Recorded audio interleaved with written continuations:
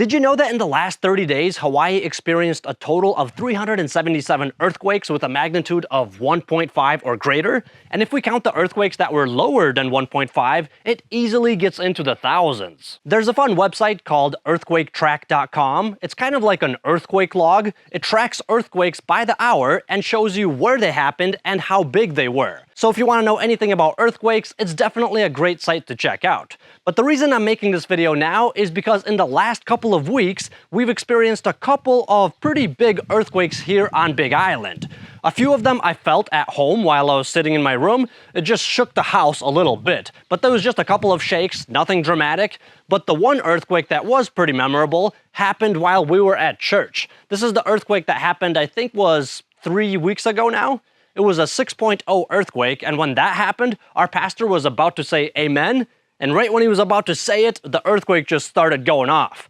The walls started shaking, all the lights and the ceiling fans were wobbling around, half of the people are running out of the building screaming. It was pretty exciting. But luckily there was no damages, although in the Captain Cook area, there were quite a few homes that did get damaged by this earthquake. So whenever there's an earthquake that's around 6.0 or higher, then you're definitely going to have some houses that are going to experience some damages. Historically, the biggest earthquake Hawaii ever experienced was in 1868, and that was a 7.9 magnitude earthquake, which caused widespread destruction on the Big Island. And just 3 years later, there was another earthquake that was a 7.0 magnitude. Luckily, the center of this one was kind of in the ocean, in between Maui and the Big Island, so as far as I know, there was no damages reported. But if you were alive during this time, please do let me know how it was. After those two big ones, it took over 100 years for Hawaii to experience another large-scale earthquake like those.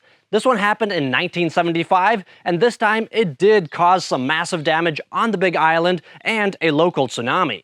And with this one, all jokes aside, I'm sure there's people still alive that remember how that earthquake felt. If you happen to be watching this video, please share with us what that earthquake was like back then. And the good news is, if we keep following this 100-year trend for the massive earthquakes, the next time we're going to experience a giant earthquake is only going to be in 50 years. I know all of that might sound bad, but the truth of the matter is, as my broker likes to put it, if you want to experience an earthquake, doing it in Hawaii is a great idea. Because generally the earthquakes here are not nearly as severe as other parts of the world, such as California.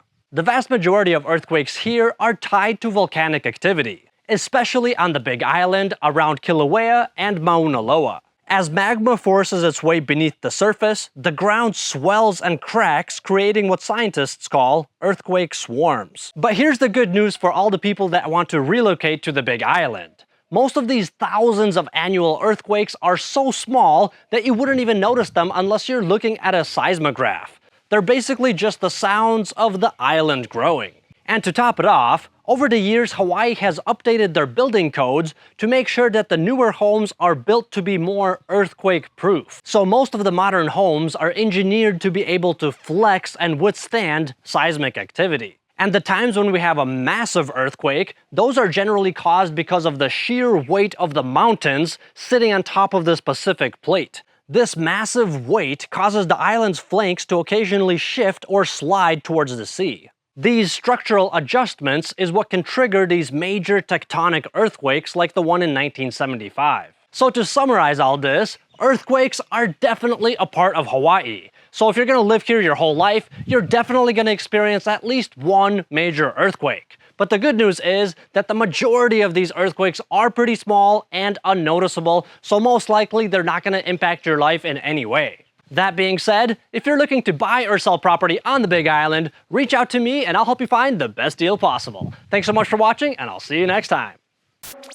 And if you made it all the way to the end of the video, let me tell you another reason why you should go with me as your realtor. That is because I know everything there is to know about real estate. Except what I do not know. But on a more serious note, did you hear about the dog that was floating in the ocean? He was a good buoy.